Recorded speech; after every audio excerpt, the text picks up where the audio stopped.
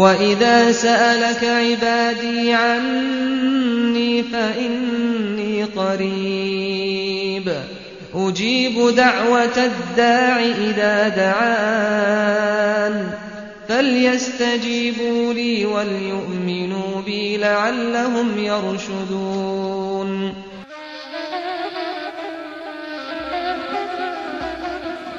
خوایە گیان ئێمە هەر تۆ دەپەرستین سەری ڕێز و نەوازش هەر بۆ تۆ دادەنەوێنین کڕنۆش و سوژدە هەر بۆ تۆ دەبەین هەروەها پشت و پەنامان هەر تۆیت داوای یارمەتی هەر لە تۆ دەکەین کۆمەچی و هێز و توانا هەر لە تۆ دەخوازین خوایە گیان هیدایەتمان بدە بۆ سەر ڕێگەی ڕاست و دروست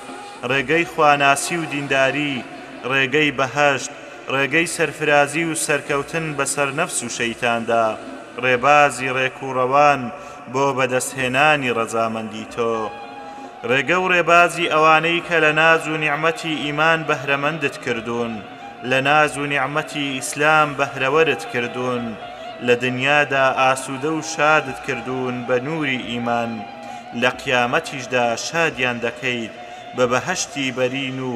تەماشاکردنی ڕوخساری پڕ لە نور و شکۆمەند و ڕازاوەی زاتی پیرۆزی خۆت نەکرێ بازی ئەوانەی کە خەشم و قینت لێگرتوون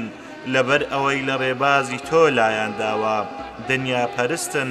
ستەم لە مرۆڤایەتی دەکەن دژایەتی ئاینەکەت دەکەن هەروەها مەمان جێرە لەو کەسانش کە گومڕا و سەر لێ شێواون هەوڵ نادەن بیر بکەنەوە ڕێبازی ڕاستی بدۆزنەوە لەم سەردەمی زانست و زانیاری و پێشکەوتنەدا هەندێ لە پێغەمبەرانی خوا بە کوڕی خوا دەدەنە قەڵەم یاخود بت و گا و مانگا و شەیتان و جۆرە هابت دەپەرستن یاخود بێباوڕن و ئارەزوو حەزە ناپەسەندەکانی خۆیان کردووە بەخوای خۆیان پەروەردگارە لە دنیادا هەر چاکەمان پێ ببەخشە و چاکە بنێرە ڕێگامان لە قیامەتیشدا هەر چاکە و بەهەشتی بەرین و شادبوون بە دیداری زاتی پیرۆزت و بە فەزل و میهری خۆت لە سزای ئاگری دۆزەخ بمان پارێزە پەروەردگارە لێمان مەگرە ئەگەر فەرامۆشیمان بەسەردا هات یان گوناه و هەڵەیەکمان لەدەست قەوما پەروەردگارە ئەرچی سەخت و کاری گران مەدە بەسەرماندا وەکو ئەوەی داوتە بەسەر ئەوانەی پێش ئێمەدا پەروەردگارە ئەرکێک مەدە بەسەرماندا لە تواناماندا نەبێت تووشی بەڵاو ناخۆشیەکمان مەکە توانا و هێز و هەناومان لێ ببڕێت گوناهمان بسڕەوە چاوپۆشی بکە لە هەڵە و تاوانەکانمان داواکارین بەزەیی بێتەوە پێماندا ڕەحممان پێ بکە هەر تۆ پشت و پەنا و یاریدەدەری ئێمەیت بۆیە داوا دەکەین سەرمان بخەیت بەسەر قەومی کافر و خوانە ناساندا پەروەردگارە دڵەکانمان لە خشتەمە بە دوای ئەوەی کە لە نیعمەتی ئیمان و هیدایەت بەهرەمەندت کردوین و لە سۆز و میهری تایبەتی خۆت بەهرەمەندمان بکە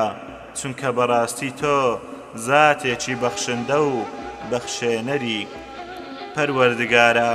ئێمە بەڕاستی و بە تەواوی ئیمان و باوەڕمان هێناوە بە هەموو بەشەکانی باوەڕ داواکارین کە لە گوناه و هەڵەکانمان ببووریت و لە ئاگر و سزای دۆزەخیش بمان پارێزیت پەروەردگارە ئێمە ئیمان و باوەڕی تەواومان هێناوە بەو قورئانە پیرۆزەی کە ڕەوانەت کردووە شوێنی پێغەمبەرەکەشت کەوتوین داواکارین کە لە ڕیزی شایەتەکانی گەیاندنی بەرنامەکەتدا تۆمارمان بکەیت پەروەردگارە لە گوناه و هەڵەکانمان خۆش ببە لە زیادەڕەوی کاروبارمان ببوورە بەردەوام پابەندی ئاینەکەتمان بکە و سەرمان بخە بەسەر خەڵکانی سەرگەردان و بێباوەڕدا پەروەردگارە بەڕاستی ئێمە گوێمان لە بانگخوازێک بوو بانگی کردین بۆ ئیمان و دەیفەرموو ئیمان بهێنن بە پەروەردگارتان جا ئێمەش بێد و دڵی خێرا باوەڕمان هێنا وتمان پەروەردگارە دەتۆش لە گوناه و هەڵەکانمان خۆش ببە چاوپۆشی بکە لە کردارە ناپەسەندەکانمان و لەسەر ڕێبازی چاکان و بەختەوەران بمان مرێنە و لەگەڵ ئەواندا کۆمان بکەرەوە. پەروەردگارە ئەو بەڵێنەشمان بۆ ئەنجام بدە کە لە سەرزاری پێغەمبەرانتدا بە ئێمەت داوە کە سەرکەوتنە لە دنیادا و بەهەشتی بەرینە لە داهاتوودا. لە ڕۆژی قیامەتیشدا خەجاڵەت و ڕووزەردمان مەکە، بێگومان تۆ بەڵەنشچێن نیت و بەڵێنی خۆت دەبەیتە سەر. پەروەردگارە ئێمە ئیمان و باوەڕی دامەزراومان هێناوە بە هەموو پایەکانی ئیمان، دەتۆش لە ڕیزی پەیڕەوان و شایەتەکاندا تۆمارمان بکە. پەروەردگارە ئێمە بەشکاندنی فەرمانی تۆستەممان لە خۆمان کرد و زەرەرمان لە خۆماندا، جا ئەگەر لێمان خۆش نەبیت و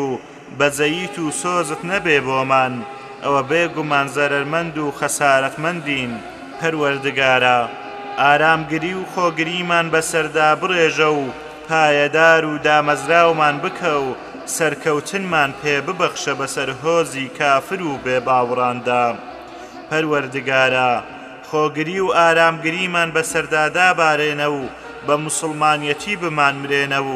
کۆتایی بە ژیانی دنیامان بهێنا. پەروەردگارە لە ڕەحمەت و میهری تایبەتی خۆت بەهرەمەندمان بکە و ڕێنموییمان بکە تا لە کار و کردارماندا سەرکەوتو و سەرفراز بین. خوایە گیان داواکارم ئەوەندە ترس و خۆشەویستی خۆمان پێ ببەخشیت کە ببێتە بربەستێک لە نێوان ئێمە و گوناهاندا، ئەوەندەش لە ملکەتی و فەرمانبەرداری بەهرەمەندمان بکە تا بەهۆیەوە دەگەینە بەهەشتەکەت، ئەوەندە دڵنیاییشمان پێ ببەخشە کە هەموو پێشهاتەکانی دنیامان لا ئاسان و سوک بێت. خوایە گیان تا لە ژیانداین با لە دەستگای بیستن و بینین و هێز و تواناماندا بەهرەمەند بین و ئەو توانانە بجێڕە بە شێوازێک کە دوای خۆشمان خەرمانی چاکەکانمانی پێ زۆرتر و زیاتر بێت. خوایە گیان تۆڵەمان بسێنە لەوانەی کەستەمیان لێ کردوین، بەڵاو پێشهات لە ئاین و باوەڕمان دوور بخەرەوە، دنیا مەکە بە گەورەترین ئاوات و هیوامان،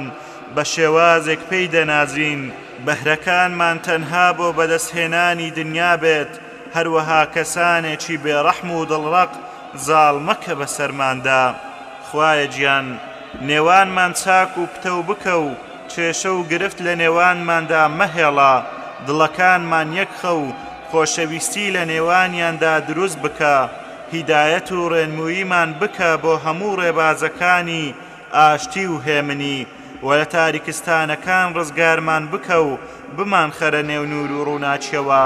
و لە گوناه و تاوانی نەهێنی و ئاشکرا بە دوورمان بگرە. خوایە گیان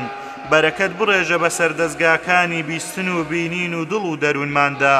تەوبەمان لێوەربگرە، چونکە بەڕاستی تۆ زاتێکی تەوبە وەرگر و میهرەبانیت. هەروەها بمانجێڕە لەو کەسانەی کە سوپاسگوزاری ناز و نیعمەتی تۆن، باسی دەکەن، وەسفی دەکەن، پێی ڕازین، داواکارین کە لە ئەو پەڕی ناز و نیعمەت